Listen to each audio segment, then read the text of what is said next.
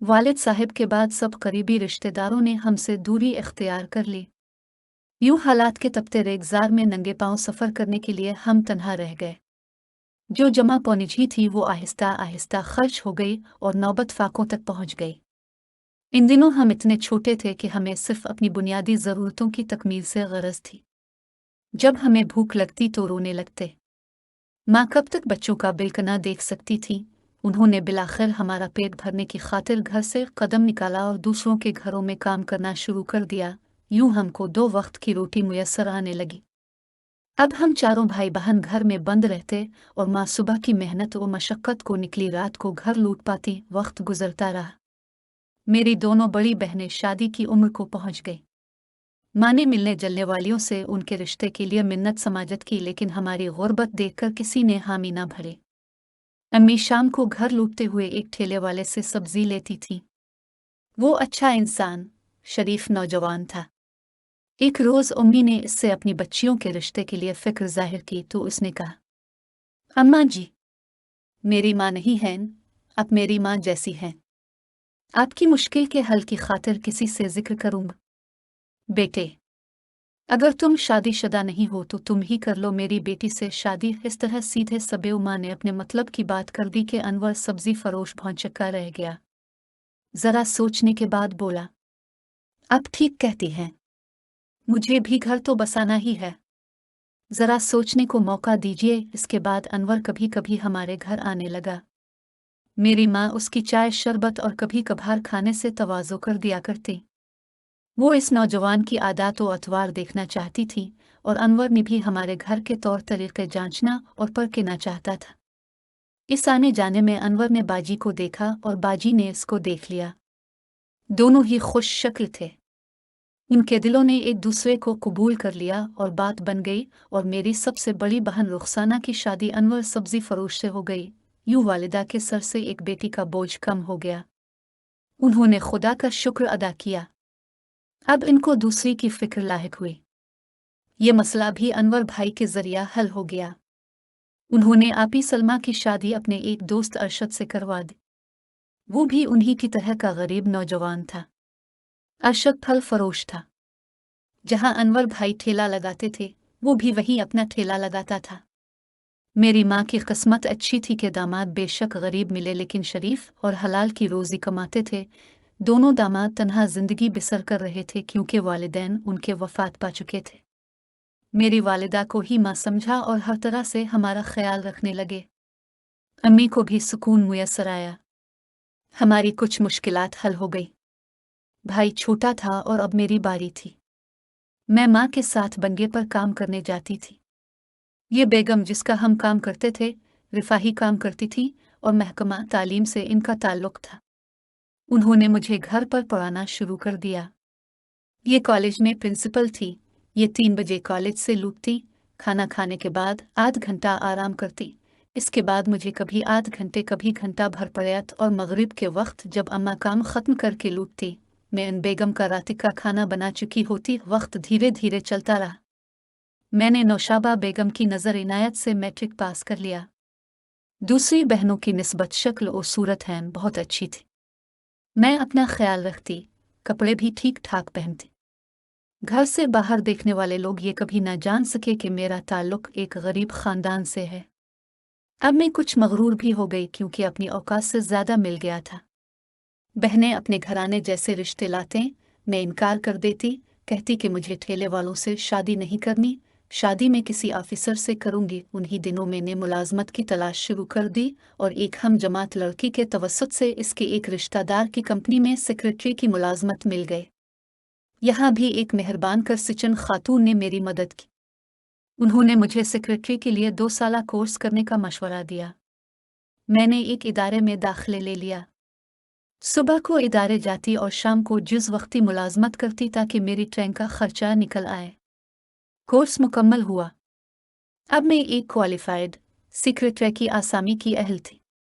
मुझे अच्छे मुशाहरे पर बेहतर सर्विस मिली। मैंने बहुत जल्द काम संभाल लिया। दफ्तर के लोग अच्छी तरह मिलते और मेरा एहतराम भी करते थे। एक रोज़ दफ्तर में बैठी काम कर रही थी। कोई शख्स मेरे कमरे में आया और बास के बारे में पूछा। जो नहीं मेरी नज़र इसके चेहरे पर पड़ी, नज़र उसके चेहरे से हटाना ही भूल गई। तभी इसने मेज़ को अपने हाथ से बजाया तो मैं चौंक कर शर्मंदा हो गई। इसने अपना सवाल दोबारा दोहराया तो मैंने बौखलाए से अंदाज में कहा, आप इनके ऑफिस में तशरीफ़ रखिए, वो आने ही वाले हैं। उसने मेरी बात पर अमल ना किया, विज़िटिंग कार्ड देकर चला गया, मगर मुझे सिहर ज़द होकर गया। वो एक बिजनेसमैन था जो इंपोर्ट एक्सपोर्ट का कारोबार करता था और इन दिनों बैरून मुल्क में मुकीम था। मैंने आज़म साहब को इफ्तिखार अहमद का विज़िटिंग कार्ड दे दिया और उसका पता अपने दिल के पीने पर महफूज कर लिया। एक दिन इफ्तिखार अहमद आए और सैयद है साहिब के कमरे में चले गए। थोड़ी देर बाद मैं फ़ाइल लेकर उनके कमरे में गई तो महसूस किया कि इफ्तिखार अहमद की नज़रें बार बार मेरे चेहरे की तरफ उठती थी। वो छुट्टी के वक्त तक हमारे बास के पास विराजमान रहा। जब मैं घर जाने को ऑफिस से निकली तभी वो भी बाहर आ गया और मुझको घर तक छोड़ देने की ऑफर की। मैंने चंद लम्हे सोचा। अक्ल ने समझाया कि ऐसा मौका फिर ना मिलेगा। आज इसकी ऑफर कबूल ना की तो माँ ठेले वाले से ही बया देंगी। मैं एतमाद से इसकी गाड़ी में बैठ गई। कुछ आगे जाकर उसने एक रेस्टोरेंट के सामने गाड़ी पार्क कर दी। मैंने ताज्जुब से उसकी तरफ देखा तो कहा, हम उधार नहीं रखते, आज अपने मेहमान नवाजी की, अब हमको मेज़बानी का मौका दीजिए। इनके ऐसा कहने से जैसे मुझे तो सारे जहान की दौलत मिल गई। इसने पुरतकल्लुफ़ खाना मंगवाया, मेरे बारे मुझसे मालूमात ले। मैंने सच सच अपने और घर वालों के बारे में बता दिया। यूं पहली ही मुलाकात में उसने अपनी पसंदीदगी जाहिर कर दी। मैं हैरान थी कि मेरी सारी मुरादें आज ही एक साथ पूरी हो रही हैं। इसने मेरी गुर्बत समेत मुझे अपनाने का वदा कर लिया। इफ्तिखार ने अपना वदा बहुत जल्द पाया तकमील तक पहुंचा दिया और उसकी वालिदा और बहन मीर अरशद तामान ने हमारे घर आ गए। उन्होंने कहा कि इफ्तिखार के पास वक्त कम है और यूं भी वो दो टोक बात करने वाला इंसान है। देर के झंझट में पड़कर वक्त गिनवाना नहीं चाहता। आप लोग भी जल्द जवाब दे। वालिदा पहली मुलाकात में रिश्ता देने से हिचकिचा ही थी, लेकिन ये ख्वातीन उनको अच्छी लगी थी। उन्होंने उनसे कहा कि अब हमें 2-3 दिन तो सोचने का मौका दीजिए। इफ्तिखार के घर वाले एक हफ्ता बाद आने का कहकर ये लोग चले गए। हफ्ता बाद जब दोबारा आए तो मिठाई भी साथ लाए, क्योंकि बाजी ने हमारे बास से बात की थी और उन्होंने कहा था कि हाँ, मैं इफ्तिखार अहमद को जानता हूँ, ये पाकिस्तान में तो बिल्कुल ठीक आदमी था। वहाँ का कह नहीं सकता कि बैरून मुल्क रहाइश इख्तियार करने से कुछ तब्दीली आई है या नहीं। मेरे लिए तो बास का इतना ही कहना काफ़ी हुआ। अम्मी से जिद की कि अब मज़ीद सोच विचार की ज़रूरत नहीं है, अब हाँ कह दीजिए। वालिदा को हाँ कहते ही बनी। जिस दिन रिश्ता मंजूर हुआ, अगले दिन वो हमारे दफ्तर आए थे। वो बहुत खुश लग रहे थे। मुझे तो अपने बास से हिजाब आ रहा था, लेकिन इफ्तिखार मेरे कमरे में आ गए और कहा, शकीला, शादी के बाद मैं तुमको अमेरिका ले जाना चाहता हूँ। बहुत मैं भाग दौड़ कर रहा हूँ ताकि मेरी वापसी तक तुम्हार ओज़ भी बन जाए। वो पुरजोश नजर आ रहे थे। उनके चेहरे पर मसरत और इंबसात देखकर मेरा अदल मुतमईन हो गया है। शादी की तारीख मुकर्रर हो गई तो इफ्तिखार को किसी ज़रूरी काम से वापस जाना पड़ गया।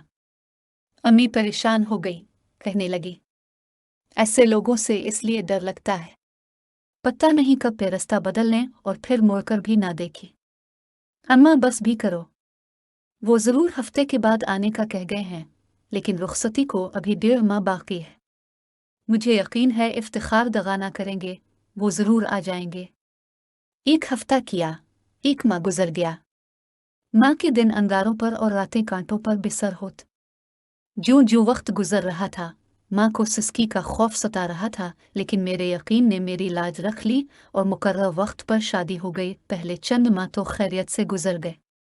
जब उनके जाने की घड़ी करीब आई, मीर अदल परेशान रहने लगा, क्योंकि बहुत कोशिश पर भी मीर ओजाना लग सका था। अब यह हुआ कि इफ्तिखार भी अमेरिका और कनाडा होते और कभी मेरे पास आकर पाकिस्तान में रहते। उनकी जिंदगी 2 हिस्सों में बट गई। जब वो पाकिस्तान होते तो किसी की जुर्रत न होती मुझे कुछ कहे, लेकिन इनके जाने के बाद मेरी सास नंदों की बन आती। वो मुझे गरीबी और मुलाजमत के ताने देती और ऐसी बातें सुनाती कि मैं उनके आला ख़ानदान की बहू बनने के लायक न थी। एक दिन इफ्तिखार अचानक घर आ गए। इनकी वालिदा इसी तरह पेंडोरा बक्स खोले बैठी थी। उन्होंने माँ की लिन तरानियां अपने कानों से सुन लें। मैं तो घर के एक कोने में सुकड़ बैठी थी और लब सिले हुए थे और उनकी अम्मा बरस रही थी। इनको पता ही ना चला कि कब बेटा उनके सर पर इकेड़ा हुआ था। इफ्तिखार ने माँ से झगड़ा किया और मुझे लेकर एक दोस्त के घर आ गए। कुछ दिन वहां रहने के बाद वो मुझे कनाडा ले आए। यहाँ आकर सिख मिला। अपनी किस्मत पर नाज करने लगी, लेकिन यह सुकून चंद दिन का था।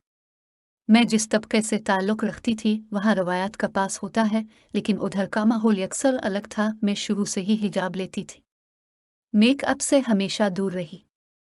बनाव सिंगार की बजाय मुझे सादगी पसंद थी, जबकि इफ्तिखार बैरून मुल्क रहने से काफ़ी आज़ाद ख्याल हो गए थे। वो यहाँ के मुआशरे के रहन सहन में रीछ बस चुके थे। वो चाहते थे कि मैं लिबास और वज़ाकत से मॉडर्न नजर आऊं। मुझे कहते कि अब तुम अपने इस देसी हुलिये को तर्क करो और वैसा ही ढंग अपना को जैसा यहाँ रहने वालों का है, वरना ये लोग हमसे मुतासिब हो जाएंगे तो हमारे लिए मुश्किलात होंगी, ये हमको हकीर समझेंगे। वो चाहते मुझे अपने अंग्रेज़ दोस्तों के घर उनकी पार्टियों लेकर जाएं। जब मैं उनकी पसंद के मुताबिक लिबास न पहनती, वैसे मॉडर्न बाल न कटौती जैसो चाहते थे और बग़ैर हिजाब बाहर जाने से इज्तिनाब करती, तब वो नाराज़ हो जाते और कई दिन तक मुझसे बात न करते। इस तरह हमारे घर का सुकून बर्बाद रहने लगा। इफ्तिखार की खुशी की खातिर मैं पाकिस्तान के हिसाब से बहुत मॉडर्न हो गई थी, लेकिन अब भी इस सोसाइटी में अनफिट थी। सोच भी ना सकती थी कि बिल्कुल वैसी हो जाऊं जैसे मेरे अड़ोस पड़ोस में ख्वातीन नजर आती थीं। मैं अपने शौहर के हमरा रात को पार्टीज में साथ होती, जहां जिस्मों की नुमाइश आम थी। मेरा लिबास उनकी तज़हीक का निशाना बनता। अब घर इगर इफ्तिखार मुझसे लड़ते लड़ते लड़ते वो सो जाते और मैं सो ना पाती। रात भर रोती रहती। यहाँ कोई भी मेरा गम गुसार न था। अब माँ याद आती, उनकी बातें रुलात। वो ठीक ही तो कहती थीं कि इस बंदे से तुम्हारा मैच नहीं। ज़हनी दबाव ने मेरी सेहत और रंग रूप पर बुरा असर डाला। पहले से ज़्यादा दुबली और सांवली हो गई। इफ्तिखार मेरी ज़हनी कैफियत को समझ गए। उन्होंने मुझे मजबूर करना बंद कर दिया। अब मैं अपनी मर्जी का लिबास पहनती। वो मुझे पार्टीज में भी ना ले जाते। घर पर रहकर खुश थी, लेकिन उन्होंने अपनी रविश ना बदली। रात को देर से घर आते, शराब पीते और सो जाते। सुबह उठकर अपने ऑफिस चले जाते। अक्सर हमारी बात भी ना हो पाती थी। अब मुझे आज़ादी की कदर मालूम हुई। मैं तन्हा भी ना रह सकती थी। इफ्तिखार से कहना शुरू किया कि मुझे पाकिस्तान भिजवा दे। मेरे मजबूर करने पर बिलाखिर उन्होंने पाकिस्तान पहुंचाने की ठान ली। हम वतन आ गए। मैं बहुत खुश थी। कुछ रोज हम इकट्ठे रहे। इनको तो कारोबार की खातिर लूट जाना ही था, सो वो चले गए। एक बार फिर मैं उनके घर वालों के रहम व करम पर थी। उनकी हक्कनूतों के तीर सहते हुए मेरी तबीयत खराब रहने लगी, तो मैं वालिदा के घर चली गई। वो मुझे डॉक्टर के पास ले गई। इसने खुश खबरी सुनाई कि मैं माँ बनने जा रही हूँ। मुझे जिंदगी की तारीख रागुजर में एक ऐसे ही जुगनू की जरूरत थी, जो बेशक मेरे रास्ते रोशन ना करे, लेकिन उम्मीद की किरण तो बने। मैंने ये खुश खबरी इफ्तिखार को फ़ोन पर सुनाई और तमाम हालात बताए। वो एक हफ्ते बाद ही आ गए। बहुत खुश थे। मुझे लेने में के आ गए और इसरार करके घर ले गए। कुछ ही दिन हंसी खुशी के सुकून से गुजरे, लेकिन फिर उनके घर वालों को मेरे वजूद नागवार गुजरने लगा। बिलाखिर उनके इस नारवा सलूक की वजह मालूम हो गई। उनकी एक रिश्तेदार खातून ने बताया कि इफ्तिखार की मंगनी उनकी खालाजाद से हो चुकी थी और शादी के प्रोग्राम बन रहे थे कि तुमसे उनकी मुलाकात हो गई। ये पहले ही अपनी मंगेतर से शादी न करना चाहते थे। जब अपनी पसंद की लड़की मिल गई तो खालाजाद से सरहा शादी से मना किया और तुमसे शादी कर ली। इस बात से उनकी माँ खफा थी, क्योंकि वो लड़की अब भी इफ्तिखार के इंतज़ार में बैठी है, जो नहीं मेरे यहाँ बेटे की विलादत हुई। ये मुझे माँ के घर से लेने पहुँच गए। मेरी गोद में चांद उतरा था। मैं तो बेटे को बाहों में लेकर निहाल थी। यकीन था कि बेटे की पैदाइश के बाद अब मेरे हालात संभल जाएंगे, लेकिन मैं सास के अज़ाइम से ना आशना थी कि वो पोता छीन लेना चाहती हैं और अपनी भांजी को बहू बनकर लाना चाहती है। मेरा बेटा 10 माह का था। वालिदा बीमार हुई तो मैं उनको देखने में के गए। मेरे बाद जाने किया जादू चला कि इफ्तिखार भी अपनी साबिका मंगेतर से मिलने लगे। उनके दरमियान जो गलत फहमी आना पसंदीदगी थी, वो दीवार ढा दी गई। वो मुझे लेने न आए। मैंने फ़ोन किया कि अब मुझे मैके से ले जाइए। कहा कि तुम वहाँ रहना चाहो तो रहती रहो। मुझे तो कुछ दिनों में अमेरिका और फिर कनाडा जाना है, वहाँ तुम जाना पाओगी। बच्चे की शहरियत के कागजात बनवाने होंगे, तब तक तुमको पाकिस्तान में ही रहना है। ठीक है, अब मुझे घर तो ले जाइए। अब मेरा दिल अपने ही घर में लगता है, मैके में नहीं। मेरे जाने के बाद उम्मी और बहनें फिर से तुम्हारे साथ हतआमेज़ रवैया रखेंगी और ये मुझे गवारा नहीं है। जैसा भी रवैया रखें, मुझे मंजूर है, लेकिन अपना घर छोड़कर अब कहीं नहीं रह सकती। मेरे बेटा हो गया है, उसे भी अब बाप ही के घर रहना है। ठीक है, तुम बेटे को लेकर जाओ। मैं बहनोई के साथ ससुराल आ गई।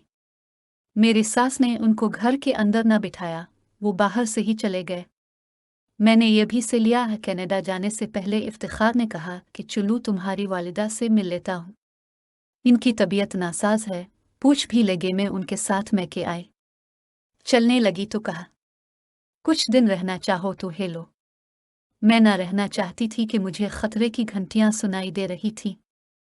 अम्मी और बहनों ने कहा, अगर अपनी खुशी से कह रहे हैं तो 2-4 दिन रह जाओ।